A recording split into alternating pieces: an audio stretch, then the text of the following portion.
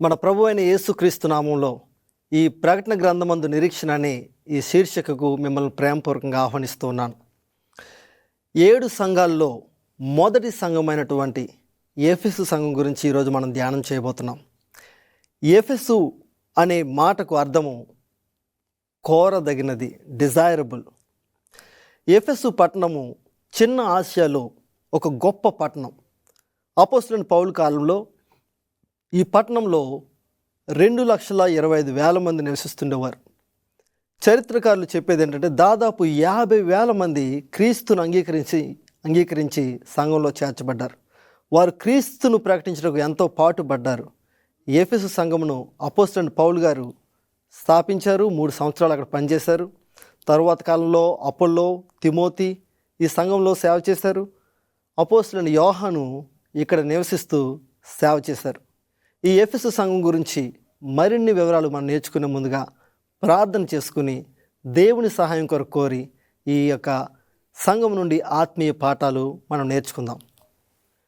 మహాపరిశుద్ధుడా, ప్రేమగల మా తండ్రి, మీ దీనదాసుని నేను మీ పక్షం నిలిచి మాట్లాడినగా మీ పరిశుద్ధాత్మ ద్వారా మీరే మాకు బోధించి ప్రకటన గ్రంథంలో ఉన్నటువంటి ఆత్మీయ పాఠములను, నిగూఢ సత్యములను మాకు బయలుపరిచి నేర్పించి మీ కొరకు నడిపించమని, మీ కొరకు సాక్షులుగా వాడుకోమని యేసుక్రీస్తు నామమున పెట్టి వేడుకొంచున్నాం పరమ తండ్రి, ఆమేన్. ప్రకటన గ్రంథము 2వ అధ్యాయము 1వ వచనం మనం చూసినట్లయితే రెవల్యూషన్ చాప్టర్ 2:1 ఎఫెసులో ఉన్న సంఘపు దూతకు ఇలాగు వ్రాయము, 7 నక్షత్రములు తన కుడి చేత పట్టుకొని 7 దీపస్తంభముల మధ్య సంచరించువాడు చెప్పు సంగతులు ఏమనగా అనే మాటను మనం చూస్తున్నాం. 7 నక్షత్రములను తన కుడి చేత పట్టుకొని ఉన్నవారు యేసుక్రీస్తు ప్రభువారు. ఆయన 7 దీపస్తంభముల మధ్య సంచరిస్తున్నట్లుగా మనం చూస్తున్నాం. అంటే యేసుక్రీస్తు ప్రభువారు సంఘముల మధ్య సంచరిస్తూ ఉన్నారు.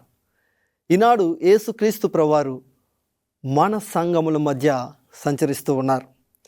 ఆయన మనకు దగ్గరగా వచ్చినప్పుడు మనలో ఉన్నటువంటి ఆ యొక్క లోపాలను ఆయన సరిచేసి మన యొక్క దీపము, ఈ యొక్క దీపవృక్షం దగ్గరకు మనము ఒకసారి పరిశీలన చేసినట్లయితే దీపవృక్షము, ఆ దీపం వెలగాలంటే ఆ ఒత్తి ఏదైతే అది సరిగా వెలగడం లేదో ఆ ఒత్తిని కత్తిరించి దాన్ని సరిచేయడం ద్వారా మరింత ప్రకాశవంతంగా వెలగలుగుతుంది. కాబట్టి యేసుక్రీస్తు ప్రభువారు ప్రతి సంఘము దగ్గరకు వస్తున్నారు. ఆయన మన దగ్గరకు వచ్చినప్పుడు ఆయన మనలను మరింత తేటతెల్లంగా చూసి మనలను ఆయన సరిచేస్తూ ఉన్నారు. 7 సంఘముల మధ్య యేసుక్రీస్తు వారు సంచరించుట అనే మాటకు ఆయన సంఘముల పట్ల ఆయన చూపిస్తున్నటువంటి సంరక్షణ, ఆ కేర్, ఆ భద్రత గురించి, ఆ సంరక్షణ గురించి ఇది సూచిస్తూ ఉంది. గమనించండి, ఈ 7 సంఘములు దీపస్తంభములు, అంతేకాని క్రొవ్వొత్తులు కాదు. యేసుక్రీస్తు లోకమునకు వెలుగై ఉన్నారని యోహాను సువార్త 8వ అధ్యాయం 12వ వచనంలో మనం చదువుతున్నాం.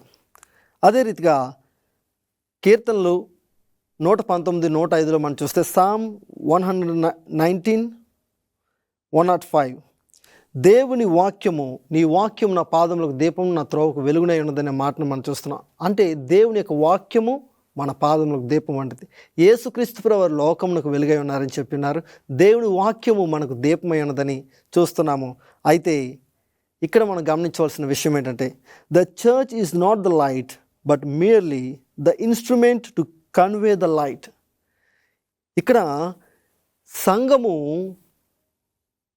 దీపం కాదు, కానీ ఈ సంఘము దీపమును కలిగి ఉన్నటువంటి ఒక స్టాండ్గా మనం చూస్తున్నాం. అంటే దీని అర్థం ఏంటంటే యేసుక్రీస్తు ప్రభువారిని ఆయన వెలుగై ఉన్నారు, ఆయన వాక్యం వెలుగై ఉన్నది. ఆయన ఆ వాక్యం శరీరధారి అయి కృపా సత్య సంపూర్ణంగా మన మధ్య నివసించిన మాటను యోహాను 1:14లో మనం చూస్తూ ఉన్నాం. ఆయన వాక్యమై ఉన్న దేవుడు ఆయన మనలో ఉన్నట్లయితే, మన సంఘంలో యేసుక్రీస్తుని మనం కలిగి ఉన్నట్లయితే, ఆయన వాక్యమును మనం కలిగి ఉన్నట్లయితే మనము ఆయనను లోకమునకు చూపించగలుగుతాం. క్రీస్తు వెలుగును మనం ప్రకాశింపచేయాలి. క్రీస్తు వెలుగును మన జీవితాల ద్వారా ప్రతిబింబింప చేయాలి. ప్రకటన 1:20 మనం చూస్తే 7 నక్షత్రములు 7 సంఘములకు దూతలు అనే మాటను మనం చూస్తున్నాం. మూల భాషలో దూతలు అనగా వార్తాహారులు, అంటే సేవకులు. యేసుక్రీస్తు వారు ఆయన సేవకులను ఆయన కుడి చేత పట్టుకున్నట్లుగా మనం చూస్తున్నాం. అంటే ప్రియ సహోదరుడ సహోదరి, మనం దేవుని సేవ చేస్తుండగా, ఆయన సువార్తను ప్రకటిస్తుండగా యేసుక్రీస్తు ప్రభువారు ఆయన చేతిలో, ఆయన కుడి చేతిలో మనల్ని పట్టుకుంటున్నారు. అంటే ఆయన మనల్ని భద్రపరుస్తున్నారు. ఆయన యొక్క సంరక్షణను మనం చూస్తున్నాము. మనము ఆయనకి ఎంతో ఇష్టమైన వారము. యేసుక్రీస్తు ప్రభువారు నిన్ను ఆయన కుడి చేతిలో పట్టుకుని ఉన్నారని మనం చూస్తున్నాం. ప్రియ సహోదరుడ సహోదరి, ప్రియ దేవుని సేవకులారా, యేసుక్రీస్తు ప్రభువారు ఆయన యొక్క చేతిలో, అరచేతిలో మనలను మన పేరు రాసుకున్నట్లుగా మనం చూస్తున్నాం. ఆయన అరచేతిలో మనల్ని భద్రపరుచుకున్నట్లుగా మనం చూస్తున్నాం. అంటే దేవుడికి మనం ఎంతో ప్రాముఖ్యమైన వారము. ఆయనకు మనమంటే ఎంతో ఇష్టము. నీవు ఒంటరివి కావు. నువ్వు సేవ చేస్తుండగా, దేవుని యొక్క సేవలు అనేక ప్రాంతాలకు వెళ్తుండగా యేసుక్రీస్తు ప్రభువారు నీ వెంటే ఆయన దేవదూతను పంపిస్తున్నారు. నిన్ను ఆయన అనుక్షణము ఆయన కనుదృష్టి చేత మనల్ని నడిపిస్తున్నారు. ఎఫెసు పట్టణం గురించి మనం చూస్తే, ఎఫెసు పట్టణం యొక్క చరిత్రను మనం ఒకసారి పరిశీలన చేస్తే, ఇది రోమా పట్టణం నుండి తూర్పు భాగాన ఉన్నటువంటి రోమా సామ్రాజ్యం వైపు మనం ప్రయాణం చేసే ఆ ప్రధాన రహదారిలో ఉన్నటువంటి పట్టణం ఇది చాలా ప్రాముఖ్యమైన పట్టణం. ఇది ప్రస్తుతము ఆధునిక టర్కీ ప్రాంతంలో ఉంది.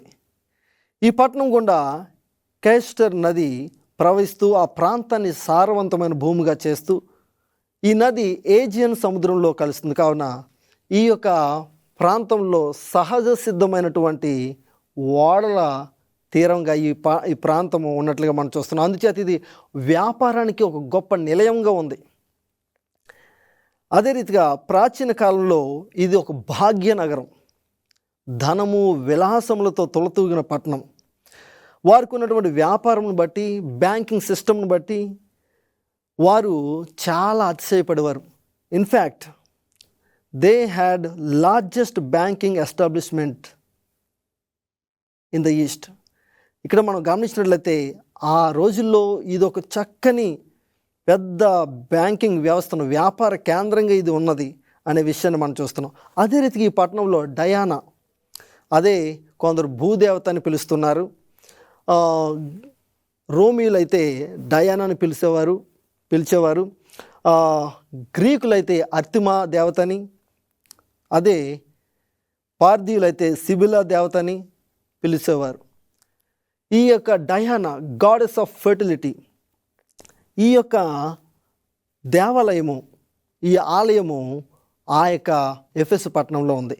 అందుచేత ఇది ఆనాడు, ఆ రోజుల్లో ఇది ఈ అర్తమీ దేవి దేవాలయం అని పిలిచేవారు, లేదా డయానా ఆలయం అని పిలిచేవారు. ఇది 425 అడుగుల పొడవు, 220 అడుగుల వెడల్పు, అదే రీతిగా 117 స్తంభములతో దీన్ని నిర్మించారు. 66 అడుగుల ఎత్తు, 7 అడుగుల వెడల్పు కలిగినటువంటి స్తంభములు అవి. అంత పెద్ద ఆలయాన్ని నిర్మించడానికి 120 సంవత్సరాలు పట్టింది ఆ రోజుల్లో. అందుచేత ఇది పాలరాతితో చక్కగా చాలా సుందరంగా నిర్మించున్నారేమో. ఆ రోజుల్లో ఇది ప్రపంచ 7 వింతల్లో ఒక వింత. అందుచేత అనేక మంది ఈ ప్రాంతానికి, ఈ యొక్క ఆలయం చూడడానికి, ఈ ఆలయంలో ఆశీర్వాదాలు పొందుకోవాలని వస్తుండేవారు. అదే రీతిగా ఇక్కడ గాడెస్ ఆఫ్ ఫెర్టిలిటీ అని డయానాను పూజించేవారు. కాబట్టి సంతాన ప్రాప్తి కొరకు అనేక మంది ఈ యొక్క ప్రాంతాన్ని దర్శించేవాళ్ళు, ఈ ఆలయాన్ని దర్శించేవాళ్ళు. ఈ రీతిగా అనేక మంది ఈ ప్రాంతానికి రావడం చేత ఇది ఒక గొప్ప టూరిస్ట్ ప్లేస్గా, చక్కని వ్యాపార కేంద్రంగా ఉంది. క్రీస్తు పూర్వం 6వ శతాబ్దంలో లీడియన్స్ అంటున్నాము, వారు వశపరుచుకున్నారు. తర్వాత 546వ సంవత్సరంలో, క్రీస్తు పూర్వం 546వ సంవత్సరంలో కోరెస్ రాజు ఈ పట్టణాన్ని జయించిన తర్వాత ఇది పార్సికుల వశమైంది. తర్వాత రోజుల్లో రోమా వశమైంది. ఇవన్నీ, ఈ పట్టణం అంతా మనం ఇప్పుడు చూడాలంటే టర్కీ ప్రాంతంలో ఉంది ఈ పట్టణం. ఈ యొక్క పట్టణం ఇప్పుడు శిథిలమైపోయి ఉంది, కానీ కొన్ని గోడలు స్తంభాలు మాత్రమే మిగిలి ఉన్నాయి. అయితే ఈ యొక్క ఎఫెసు పట్టణంలో 25,000 మంది ప్రజలు కూర్చొని వీక్షించగలిగినటువంటి ఒక పెద్ద థియేటర్ కట్టారు. ఎంపరర్ ట్రాజన్ కాలంలో ఈ యొక్క థియేటర్ని నిర్మించారు. ఉదాహరణకు మన కాలంలో మనం చెప్పాలంటే ఇది ఒక చక్కని క్రికెట్ స్టేడియం లాంటి అంత పెద్దది. అయితే ఈ పట్టణస్థులు బహు వినోద ప్రియులు, వారికి ఎంటర్టైన్మెంట్ అంటే చాలా ఇష్టం. ఈ థియేటర్లో డ్యాన్స్ కార్యక్రమాలు, నాటక ప్రదర్శనలు జరుగుతూ ఉండేవి. కాబట్టి చాలామంది డబ్బులు చెల్లించి టికెట్ కొనుక్కుని ఈ యొక్క కార్యక్రమాలు చూడడానికి వెళ్ళేవాళ్ళు. అదే మధ్యాహ్నకాల సమయంలో ఏ యొక్క ప్రోగ్రాం లేని సమయంలో, సాయంకాల సమయంలో ఈ యొక్క షోస్ జరుగుతుండేవి. కొన్నిసార్లు మధ్యాహ్న వేళల్లో ఏ యొక్క ప్రోగ్రాం లేని సమయంలో కొందరు యవనస్తులు లేదా పనివారు సేద తీయడానికి మధ్యాహ్నం పని ముగించుకున్న తర్వాత ఈ యొక్క స్టేడియంలోకి వచ్చి కూర్చునేవారు. అదే సమయంలో కొందరు మనం కూడా ఒక యాక్టర్స్ లాగా మనం కూడా డ్యాన్స్ వేయాలని యవనస్తులు చాలామంది డ్యాన్స్ వేయడమో లేదంటే ఏదో నాటక ప్రదర్శన చేయడమో వారు ప్రాక్టీస్ చేస్తుండేవాళ్ళు. మిగిలిన వారు పనివారు వచ్చి అక్కడ భోజనం చేసి తీరిగ్గా ఈ కార్యక్రమాలు సరదాగా చూస్తుండేవారు. అయితే ఈ యొక్క ప్రదేశంలోనే అపోస్తలుడైన పౌలు గారు వారి దగ్గరికి వెళ్ళి అది ఒక చక్కని మంచి మార్గంగా ఆయన తలంచి ఆ ప్రాంతంలో ఆ ప్రదేశానికి వెళ్ళి ఆ స్టేడియం దగ్గరికి వెళ్ళి కూర్చున్న ప్రజలందరూ కూడా కథల రూపంలో క్రీస్తు ప్రేమ సువార్తను ప్రకటించాడు, నిజమైన దేవుని గురించి ప్రకటించాడు. ఆ రీతిగా చాలా కాలం యేసుక్రీస్తు గురించి ప్రకటించగా చాలామంది దేవుని అంగీకరించారు.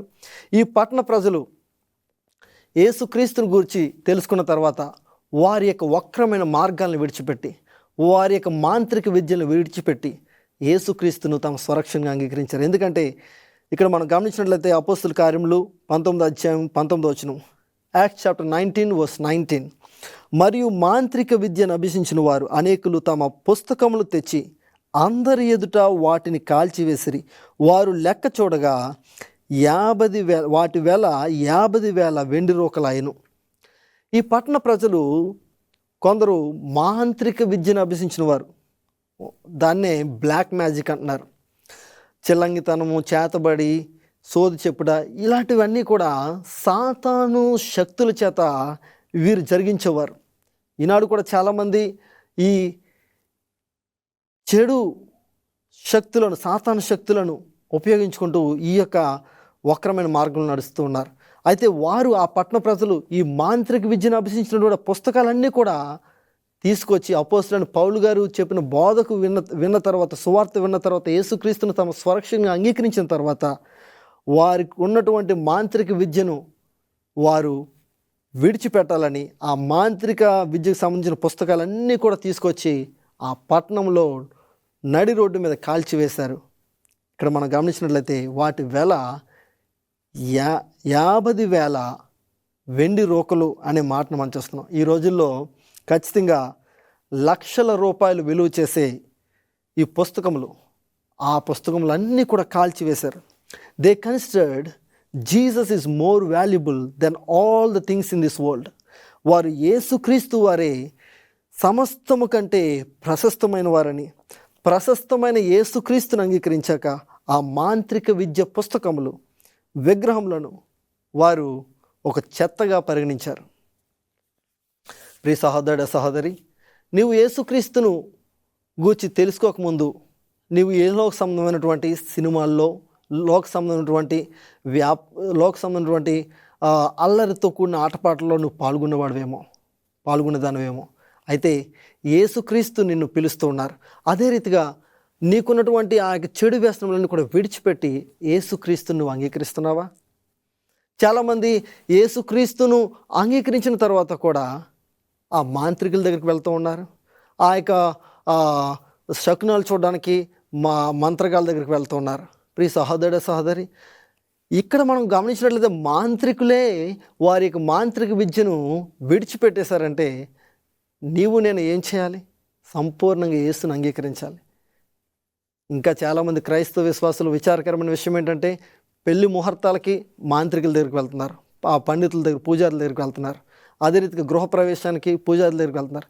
ఇటువంటివన్నీ కూడా క్రైస్తవులుగా మనం మానుకోవాలి.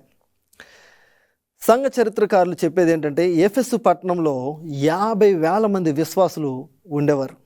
వారు 50,000 మంది క్రీస్తు సువార్తను అంగీకరించిన ఈ ప్రజలు, ఈ సంఘం ఇంతగా ఎలాగా గ్రో అయింది అంటే, వారు తెలుసుకున్నటువంటి యేసుక్రీస్తుని గురించిన సత్యాన్ని ఇతరులకు ప్రకటించేవారు.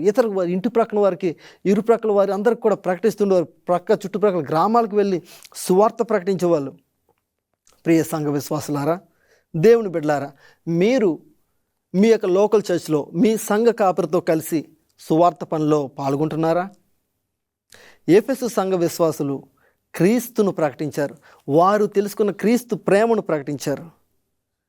అయితే యేసుక్రీస్తు ప్రభువారు ఏం చెప్తున్నారో ఈ సంఘముకు మనకు ఇచ్చిన వర్తమానం చూస్తే, ప్రకటన గ్రంథం 2:2 రెవల్యూషన్ చాప్టర్ 2:2, నీ క్రియలను, నీ కష్టమును, నీ సహనమును నేను ఎరుగుదును. నీవు దుష్టులను సహింపలేవనియు, అపోస్తలులు కాకయే తాము అపోస్తలమని చెప్పుకుని వారిని పరీక్షించి వారు అబద్ధికులను నీవు కనుగొంటివనియు. ఇక్కడ మనం గమనించినట్లయితే యేసుక్రీస్తు ప్రభువారు వీరిని అభినందిస్తున్నారు. నీవు నా నామము నెరిగి ఉన్నావని, నా నామం నిమిత్తము భారం భరించి అలయలేదని నాకు తెలుసు.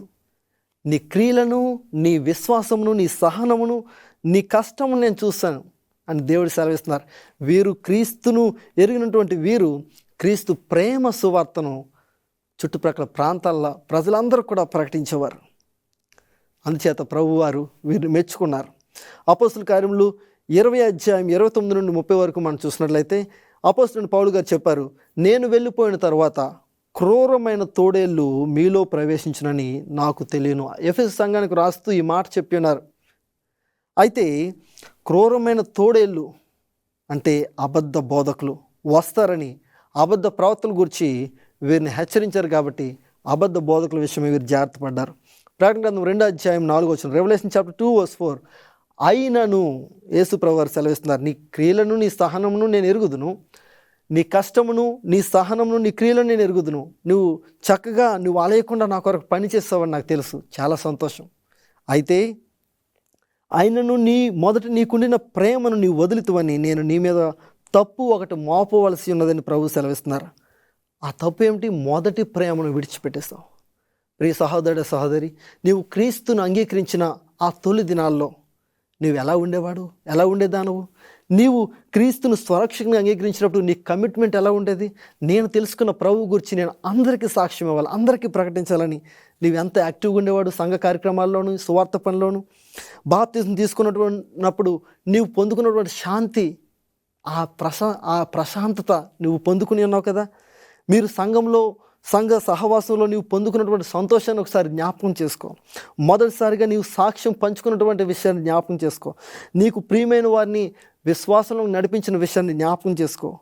రోజంతా కూడా నీ నీ యొక్క పనిపాటల్లో ప్రతి విషయంలో కూడా నీవు యేసుక్రీస్తుని గురించే నీ ఆలోచన ఉండేది. యేసుక్రీస్తుని గురించిన పాటలు నువ్వు పాడుకుంటూ ఉండేవారు మీరు. కానీ ఈనాడు ఆ రీతిగా యేసుక్రీస్తును ప్రతి సమయంలో మీరు ధ్యానం చేయగలుగుతున్నారా? ఆయన గురించి పాటలు పాడగలుగుతున్నారా? ఆయన స్తుతించగలుగుతున్నారా? వాక్యాలు కంఠస్థం చేసేవాళ్ళు. మొదటి ప్రేమ, ఆ యొక్క మొదటి ప్రేమను మనం కలిగి ఉన్నామా? ఒకసారి మనం ప్రశ్నించుకుందాం. దేవుడు అంటున్నారు, నీవు ఆ మొదటి ప్రేమను నువ్వు కోల్పోయావని సెలవిస్తున్నారు. ప్రకటన గ్రంథము 2:5 రెవల్యూషన్ చాప్టర్ 2:5, నీవు ఏ స్థితిలో నుండి పడితివో అది జ్ఞాపకము చేసుకొని మారు మనసు పొంది ఆ మొదటి క్రియలను చేయము. అట్లు చేసి నీవు మారు మనసు పొందితేనే సరి, లేని యెడల నేను నీ యొద్దకు వచ్చి నీ దీపస్తంభమును దాని చోట నుండి తీసివేతును. యేసుక్రీస్తు ప్రభువారు ప్రేమగల తండ్రి, ప్రేమగల ప్రభువు పిలుస్తూ ఉన్నారు. నీ ఆధ్యాత్మిక స్థితి నుండి నీవు దిగజారిపోయినటువంటి పరిస్థితి నుండి నీవు తిరిగి లేవాలంటే, యేసయ్యా నన్ను దయతో క్షమించని నీ చెయ్యానికి చాపు. యేసు ప్రభువా నన్ను దయతో క్షమించు. నీవు నాకు ఇచ్చినటువంటి ఆత్మీయ స్థితి నుండి, ఆ యొక్క పరిశుద్ధత నుండి నేను పడిపోయాను. నేను ఈ లోకం మాలిన్యాన్ని అంటించుకున్నాను. ఆత్మీయ స్థితిలో నేను దిగజారిపోయిన ప్రభువా, నన్ను దయతో క్షమించని ఆయన వైపు నీ చేయి చాపినట్లయితే ఆయన నమ్మదగిన వాడు, ప్రేమగల దేవుడు. నేను క్షమించి ఆయన కొరకు నేను సాక్షిగా నిలబెట్టుకోగలరు. ప్రకటన 2:6 మరొక విషయాన్ని దేవుడు సెలవిస్తున్నారు. Revelation chapter 2:6. అయితే ఈ ఒకటి నీలో ఉన్నది, నికులాయితుల క్రియలు నీవు ద్వేషించున్నావు, నేను కూడా వీటిని ద్వేషించున్నాను. ఏమిటా నికులాయితుల బోధ? నికులాయితుల బోధ ఏమిటంటే, నువ్వు బాప్తిసం తీసుకుంటే చాలు నీకు రక్షణ గ్యారంటీ. కాబట్టి నీ యొక్క జీవితంలో నువ్వు ఎలా జీవించినా పర్లేదు, నీ యొక్క శరీరంతో నువ్వు ఏ పాపం చేసినా పర్లేదు, అది పాపమే కాదు, నీ యొక్క ఆత్మ పరిశుద్ధంగా ఉంటే చాలు అనేది నికులాయితుల బోధ. ఇది ఒక తప్పుడు బోధ. నువ్వు సిగరెట్ కాల్చినా, గుట్కా నమిలినా, మందు త్రాగినా ఏం పర్వాలేదు, నీ శరీరానికే అది హాని, కానీ నీ యొక్క ఆత్మకు ఏమాత్రమో అది హాని కాదు అని చెప్పేది నికులాయితుల బోధ. ఇది సరైనది కాదు. వాక్యం ఏమి సెలవిస్తుందంటే, కొరింథీయులు రాసిన మొదటి పత్రిక 10:37 1 Corinthians chapter 10:31. కాబట్టి మీరు భోజనం చేసినను, పానం చేసినను, మీరు ఏమి చేసినను సమస్తమును దేవుని మహిమ కొరకు చేయడి. దేవుడు పిలుస్తున్నారు, మీ యొక్క పాపముల నుండి మీరు విడిచిపెట్టి నా వైపు తిరిగినట్లయితే దేవుడు ఆదుకుంటానని సెలవిస్తున్నారు. అదే రీతిగా ఆ యొక్క నికులాయితుల బోధను ఎఫెసీ సంఘస్థులు విస్మరించారు, దాన్ని పట్టించుకోలేదు, దాన్ని వినలేదు. కానీ ఈ రోజుల్లో చాలామంది నికులాయితుల బోధ వైపు వెళ్ళిపోతున్నారు. వారంలో ఒకరోజు సంఘానికి వెళ్తే చాలు, మిగిలిన వారం అంతా మనం ఇష్టానుసారంగా జీవించినా పర్లేదు అనుకుంటున్నారు. కానీ ప్రభు ఏం సెలవిస్తున్నారు? మొదటి కొరింథీయులకు రాసిన పత్రిక 10:31 కాబట్టి మీరు భోజనం చేస్తున్నాను, పానం చేస్తున్నాను, మీరు ఏం చేస్తున్నాను సమస్తమును దేవుని మహిమ కొరకు చేయమని సెలవిస్తున్నారు. దేవుని మహిమ కొరకు మనం జీవించాలి, మన దేహంతో దేవుని మహిమపరచాలి. ఆఖరిగా దేవుడు సెలవిస్తున్నారు. Revelation chapter 2:7. ప్రకటన 2:7 చెవి గలవాడు ఆత్మ సంగములతో చెప్పుచున్న మాట వినుగాక, జయించు వానికి దేవుని పరదేశంలో ఉన్న జీవవృక్ష ఫలములు భుజింపనిత్తును. మనము జయ జీవితం కలిగి ఉండాలని దేవుడు కోరుతున్నారు. జయించు వానికి దేవుడు జీవవృక్ష ఫలాలు ఇస్తా అంటున్నారు. అంటే పరలోక భాగ్యమును, కోల్పోయినటువంటి ఏదేను సౌభాగ్యమును దేవుడు మరలా ఇస్తా అంటున్నారు. ఆ జీవవృక్ష ఫలాలు నువ్వు తినాలని ఆశపడుతున్నావా ప్రియ సహోదరుడు, సహోదరి? జయించు వానికి దేవుని పరదేశంలో ఉన్న జీవవృక్ష ఫలాలు ఇస్తా అంటున్నారు ప్రభు. అంటే పరలోక భాగ్యాన్ని దేవుడు ఇస్తా అంటున్నారు. ప్రభు అతి త్వరలో రాని ఉన్నారు. ఆయన రాకడలో ఎత్తబడిలాగా మనం సిద్ధపడాలి. మనము మన పరిశుద్ధతను కాపాడుకుని మొదటి ప్రేమను కలిగి ఉండి దేవుని కొరకు సాక్షులుగా జీవిద్దాం. అటు కృపా ధన్యత దేవుడు మనకు కలుగుచేయను గాక. ఆమేన్. ప్రార్థన చేసుకుందాం. పరిశుద్ధుడా, ప్రేమ గల మా తండ్రి, మీ పరిశుద్ధమైన ఘనమైన నామమునకు స్తోత్రములు, మహిమ, ఘనత, ప్రభావములు ఆరోపించున్నాము. ఎఫెసు సంఘం నుండి అనేక ఆత్మీయ పాఠాలు మాకు నేర్పించినందుకు మీకు వందనాలు తండ్రి. మీ యొక్క చిత్తానుసారంగా మేము జీవిస్తూ జయించు వారి గుండెలాగిన యేసు ప్రభా మమ్మల్ని నడిపించమని, బలపరచమని, మీ రాజ్యంలో ఉండే భాగ్యం దయచేయమని యేసుక్రీస్తు నామపేట వేడుకొంచున్నాం పరమ తండ్రి. ఆమేన్. ప్రియులారా, ఈ ప్రకటన గ్రంథ ధ్యానాల్లో ఇదివరకు కార్యక్రమాలు మీరు చూడలేనట్లయితే మీరు యూట్యూబ్లో హోప్ టీవీ తెలుగు అని మీరు టైప్ చేసి ఈ కార్యక్రమాలు చూడాలని కోరుతున్నాను. దేవుడు మిమ్మల్ని దీవించును గాక. God bless you.